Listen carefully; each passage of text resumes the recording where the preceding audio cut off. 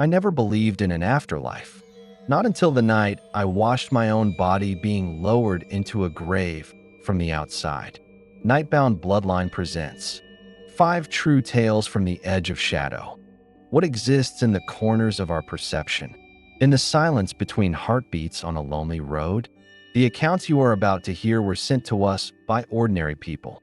They are teachers, nurses, engineers, people with nothing to gain and everything to lose by sharing these memories. They risk being called liars or fools, but they need you to know that the world is not as safe or as known as we pretend it is. These are not campfire stories. These are recollections of the night the veil tore. Story 1. The Gravedigger's Assistant. Our first story comes from a man we'll call James. For over 30 years, he worked in a profession defined by quiet, by respect, and by an unwavering practicality. He signed his letter with a simple, chilling line, "I buried the dead." I never expected to meet one who walked. My name is James. I'm 62 years old, and I was, until last year, a groundskeeper and assistant at Oak Haven Cemetery. For 33 years. It's a quiet job. You get used to the silence, to the earth. You're not around customers.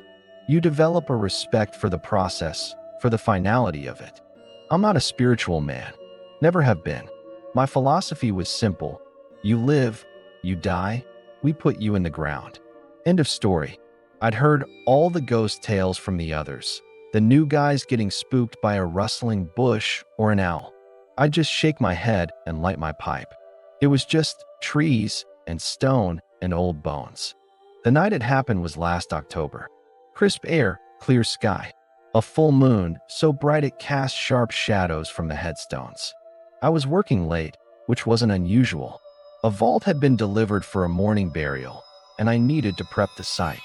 The backhoe was parked at the crest of Willow Hill, the oldest section. It's up there among the weeping willows and the monuments from the 1800s. Beautiful, in a lonely way. I finished securing the artificial grass around the open grave and sat on the backhoe's step to have my thermos of coffee. That's when the silence changed. It's hard to explain if you never worked in a place like that at night. There's always sound, crickets, the wind, distant traffic. This was different. It was a vacuum, like the world had been muted. Even the leaves on the willows stopped moving. I felt it then. The skin on my neck prickled. Not fear at first, just a deep, instinctual awareness. The feeling you're being watched is a cliché until it happens to you. And then it's the only truth in the world. I stood up, slow, and scanned the hill. Moonlight painted everything in monochrome, black shapes, silver edges. That's when I heard the soil. It wasn't the patter of an animal.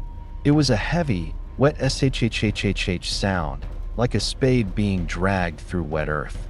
Coming from the family plot of the Vane family, a row of ornate, Gothic-style tombs. I clicked on my heavy flashlight, the beam cutting a stark white path through the dark. The sound stopped. I called out, "Hello." My voice was too loud, swallowed by the stillness. Probably a raccoon, I told myself, or the ground settling. But ground doesn't settle in that rhythm. I started walking toward the Vane plot, my boots crunching on the frost-hardened grass. The beam of my light danced over angel statues, their stone eyes blank. I rounded the largest tomb, a mini mausoleum with a rusted iron door, and I saw the hole. It was in front of the newest Vane grave. Eleanor Vane, buried just 2 days prior. The fresh sod had been torn aside. The earth beneath it was dug up, not with a machine, but in ragged, furious clumps, as if something had clawed its way out. My breath caught in my throat. Vandalism. Some sick kids? But the hole was narrow, deep, and the dirt wasn't scattered around it.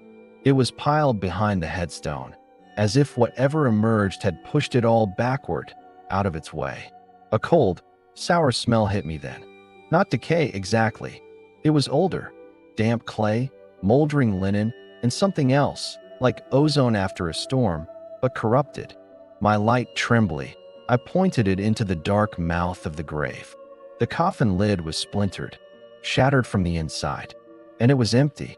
A branch snapped behind me. I whipped around, the light sweeping across the row of tombstones. And I saw her. She was standing between the monuments, maybe 20 yards away, clad in the tattered, soil-stained remnants of a burial gown. Eleanor Vane. Her skin was the color of old wax in the moonlight, stretched tight over bone. But it was her eyes that froze the blood in my veins. They were wide, milky, and utterly vacant. Not dead, not alive, just empty. A vessel with nothing inside but a terrible, patient hunger. She took a step toward me, not a stumble, a deliberate, horribly coordinated step. Her bare feet made no sound on the grass. My mind broke. Every logical pillar I'd built my life on crumbled. I ran. I abandoned the backhoe, my thermos, my reason. I ran down that hill, through the sea of the dead, feeling those milky eyes on my back. I didn't look back until I crashed through the cemetery gates, my heart hammering against my ribs like a trapped bird. When I finally dared to glance over my shoulder, from the safety of the street lamp's glow, I saw her. Just a pale speck at the top of Willow Hill, standing motionless by the open earth of her own grave, staring down at the world she had left.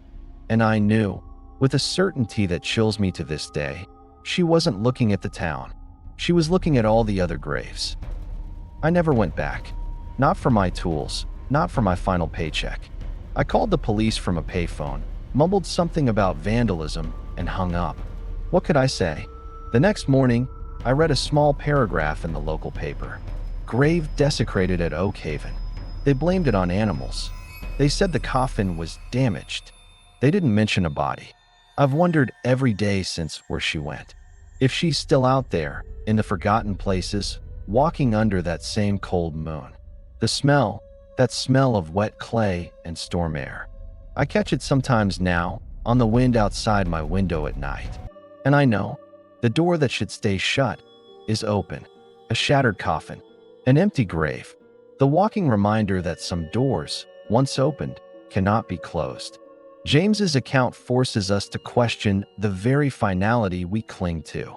What lies in the quiet earth is not always at rest. Story 2. The Thing in the Frequency. Our next story ventures from the silence of the grave into the invisible waves that surround us. It comes from Leo, a former satellite communications technician for a remote oceanic research station. A man of science, logic, and precise data. His world was one of humming machines and clean signals, until he intercepted a broadcast that wasn't meant for human ears. My name is Leo. I'm 48. For 5 years, I was the senior comms tech aboard the Catherine Wave, a research platform adrift in the North Pacific. My job was to maintain our link to the world, weather data, research logs, the occasional crackly call home for the crew. It was a world of steel, halogen lights, and the constant, comforting hum of machinery. I believed in what I could measure, what I could see on a spectrum analyzer. Ghosts? Monsters? They're just noise in the system. Static. It happened during a storm.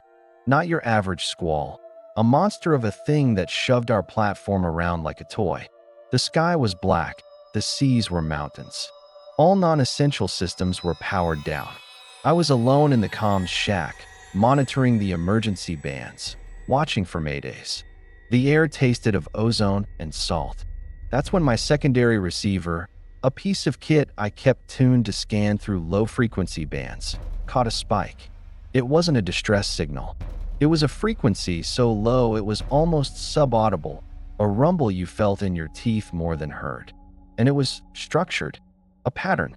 3 long pulses, 2 short, then a sequence of rapid clicks that mimicked, impossibly, the complex song of a humpback whale, but played backward and laced with something that sounded like static screams.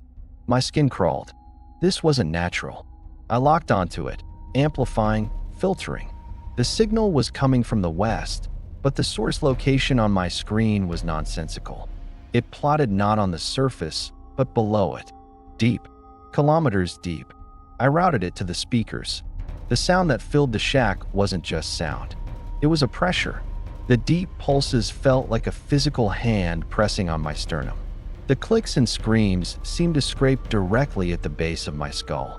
It was intelligence, malignant, ancient, and utterly alien. This wasn't a recording.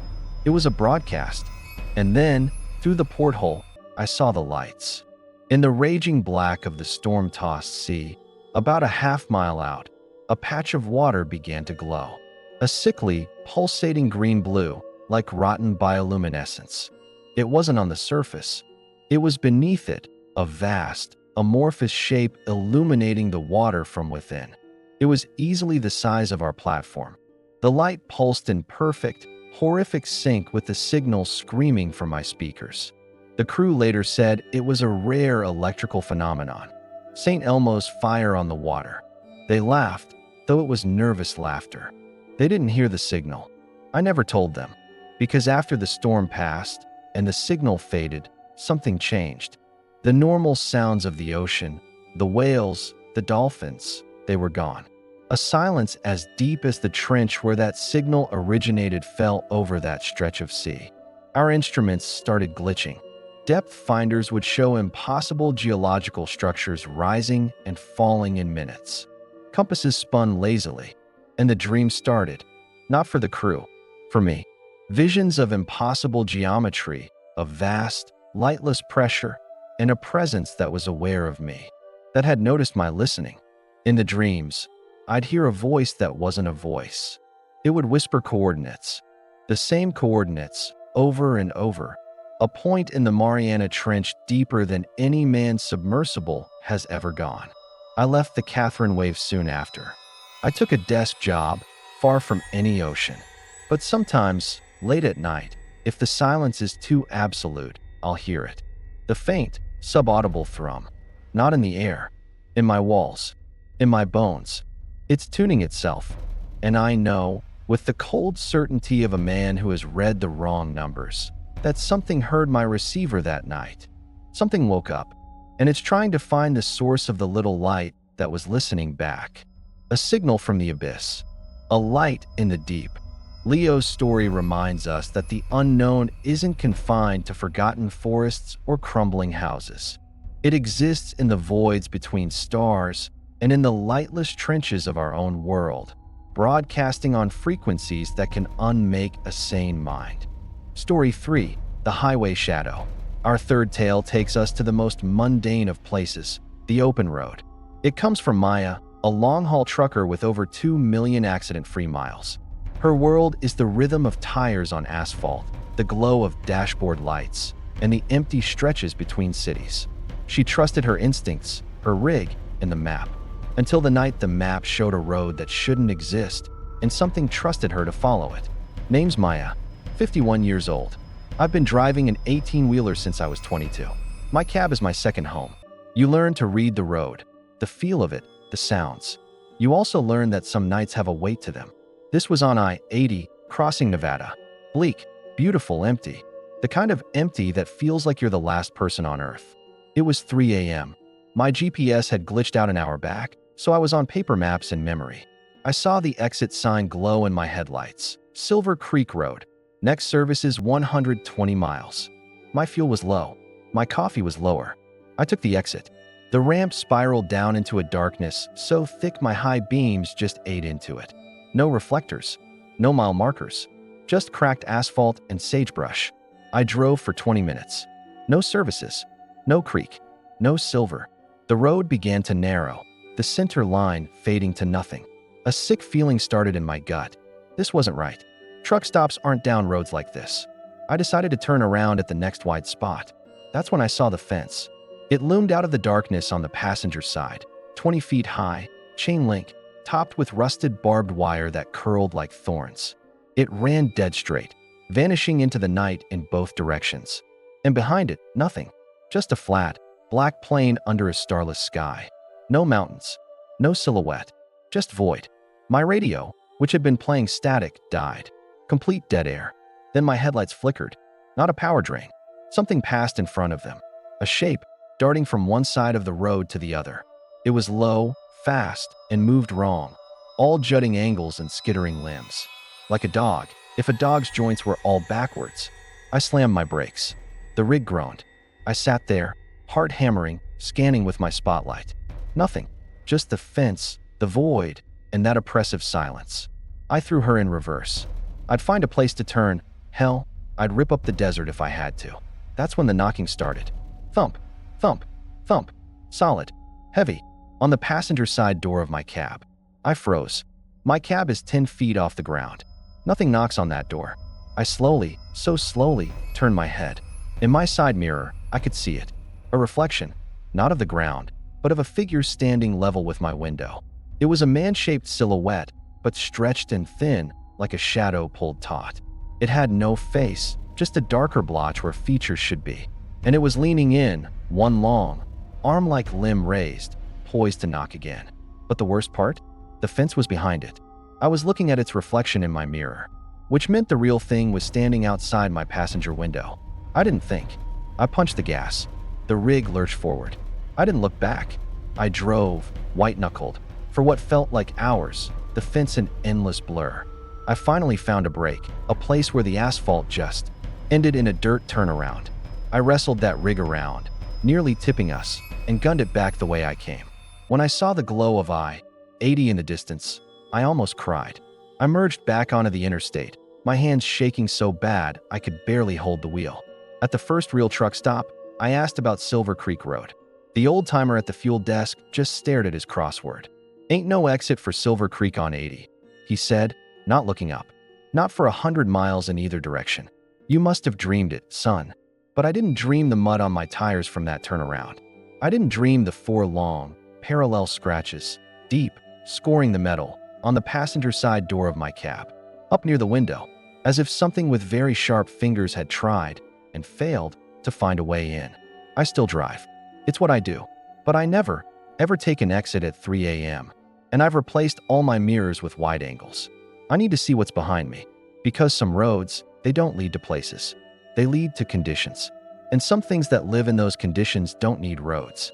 They just need you to get lost, so they can find you. A road to nowhere. A knock from a height that defies physics. Maya's encounter speaks to a terrifying truth. The spaces between our destinations are not empty. They are thresholds. And some things are forever waiting at the border, hoping we'll miss a turn. Story 4. The Borrowed Face. Our fourth story descends into the most intimate kind of horror.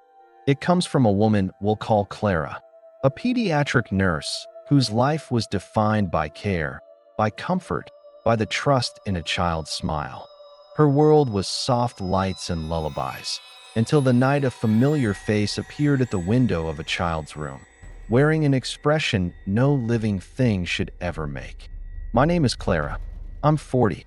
For 15 years, I worked the night shift on the pediatrics ward at St. Jude's Memorial. You see a lot of fear in those rooms, but you also see incredible bravery. My job was to be the calm in the storm. I believed in science, in medicine, in the tangible.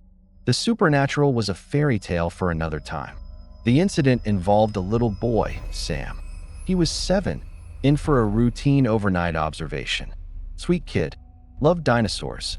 His room was at the end of the hall, with a large window overlooking the hospital's old courtyard garden. It was 2 a.m. The hall was quiet, just the hum of machines. I was at the nurse's station when I heard it. Not a cry, a whimper. Then Sam's voice, small and terrified. "Nurse Clara? The man is back." I went in. He was sitting bolt upright, pointing a trembling finger at the window. "The man with Grandpa's face," he whispered. The window was dark, reflecting the dim room lights. I saw nothing. I reassured him, checked the monitors, chalked it up to a bad dream. But as I turned to leave, I saw it too. A flicker of movement in the window's reflection. A pale oval, hovering just outside the glass. My blood went cold.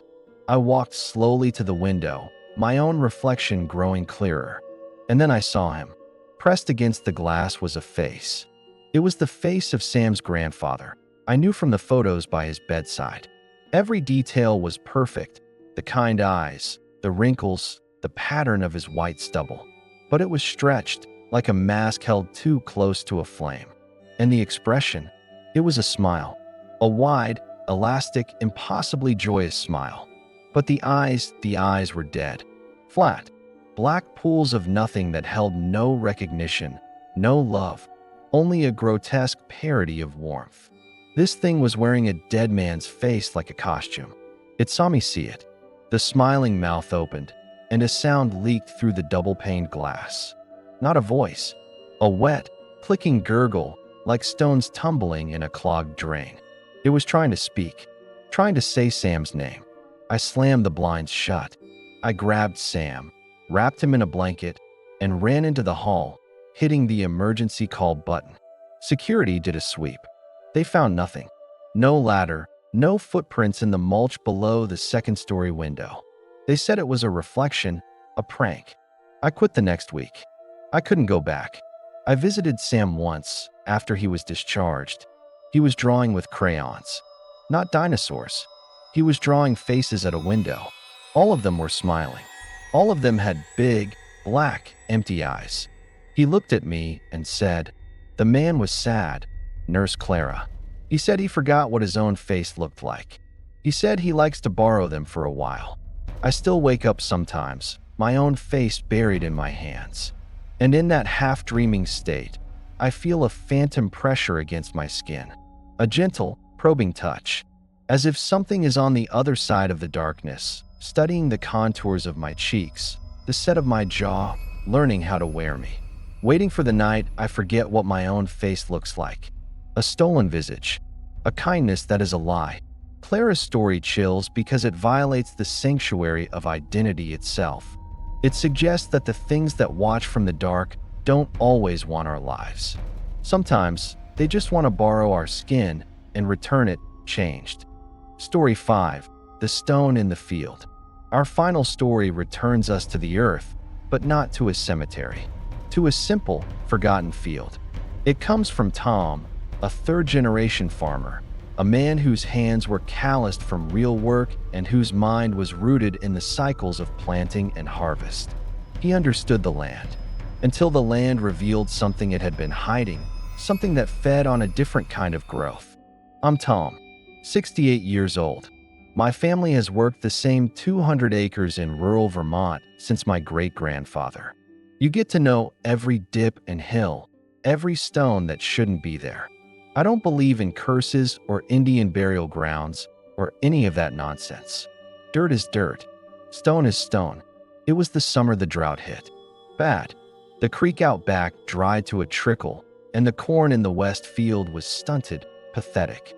But in the far corner, near the old property line marked by a crumbling stone wall, something was growing. A perfect circle of the deepest, greenest, healthiest corn you ever saw. It was a shock of emerald and all that yellow. Should have made me happy. It didn't. It felt arrogant, like it was flaunting itself. I went to investigate. The soil there was dark, almost black, and moist when everywhere else was dust. And in the very center of that circle, the ground had pushed up a stone. It wasn't a field stone. It was smooth, dark gray, almost like slate, but with a weird, waxy sheen. And it was carved. Not with words, with symbols, spiral within spiral, intersecting lines that made my eyes water if I looked too long. They looked old, not centuries, millennia. I called over my old coonhound, Duke. He trotted up to the edge of the green corn, sniffed the air, and let out a low, warning growl from deep in his chest. The hair on his back stood straight up. He wouldn't set one paw into that circle. He just backed away, whining. That should have been my sign. But I'm a stubborn old fool. I thought, maybe it's an old well cap, keeping the ground wet. I got a crowbar from my truck. The moment the iron touched that waxy stone, the world went silent. The crickets, the birds, the wind, it all stopped. A cold seeped up through the soles of my boots. Not a winter chill, but the cold of deep places, of stone that's never seen the sun. And I heard it, a whisper, not in my ears, but in the back of my mind. It was the sound of roots drinking, of soil compacting, of something vast and slow turning over in its sleep. I dropped the crowbar and got out of there. But I watched that circle. The green corn grew taller, thicker. The stalks began to lean inward, toward the stone, as if bowing. And things started appearing around it. Not planted, just there. Belladonna with fat, blackberries. Mushrooms with blood-red caps in a perfect fairy ring. Foxglove, all poisonous, all thriving. Then the animals started avoiding the whole west field. And I started having the dream. The same one, every night. I'm standing in that circle. The stone is gone, and there's just a hole. A hole that goes down forever. And from the darkness, something is rising. Not a creature. It's a shape made of root and stone and rotten marrow. And it's hungry, but not for meat. It's hungry for growth, for life force. It feeds on the vitality of the land, and it leaves behind only a cancer. Lush, beautiful, and utterly toxic. Last week, I found Duke at the edge of the field, dead. No marks on him, just empty, like he'd been drained. His eyes were fixed on that circle of green. I knew what I had to do. I didn't touch the stone. I took a gasoline can and I burned it. I burned that entire circle of magnificent, horrible corn and the poisonous weeds around it. The fire shouldn't have caught. Everything was so green, but it went up like it was soaked in oil. And it didn't crackle. It screamed, a high, thin, tearing sound that came from the ground. When the ashes cooled, the stone was still there, unblemished. The symbols seemed deeper, darker. I plowed a 10-foot trench around the whole area. I've left it fallow. I won't go near it. The drought broke for the rest of the farm, but that corner, nothing grows there now. Not even weeds. Just bare, black, silent earth. And that stone, sitting in the center, waiting. I think I woke it up. I think it was sleeping, feeding slow over centuries, and my crowbar, my fire, it got its attention. It's not done. It's just patient. It knows it owns that piece of land now. And I have this terrible feeling that come next spring, I'm going to look out and see something new growing in that dead soil. Something that didn't come from any seed I know. A stone that should not be. A fertility that is a famine. Tom S. account brings us full circle from the walking dead to a hunger rooted in the very earth. These 5 stories, from 5 seemingly unconnected lives, share a common thread. The moment reality fractures and the hidden blueprint of a darker world is revealed. These were not hallucinations. They were collisions. The trucker, the nurse, the farmer, the technician, the gravedigger. Each one an ordinary person who stepped on a crack in the world and felt something on the other side step back. This is the purpose of Nightbound Bloodline. To give voice to these fractures. To remind you that the map is not the territory. That the stories we dismiss as folklore are often the warning labels on places and frequencies we do not understand. If you have a story, a memory that doesn't fit, a collision of your own, we are listening. Share it in the comments below. Your experience may be the warning light for another. Help us continue to explore these shadows. If this journey into the real haunted kept you with us, please like this video, subscribe, and ring the notification bell. You won't want to miss what we uncover next. This has been Nightbound Bloodline. Thank you for listening. Until next time, sleep with one eye open. The end.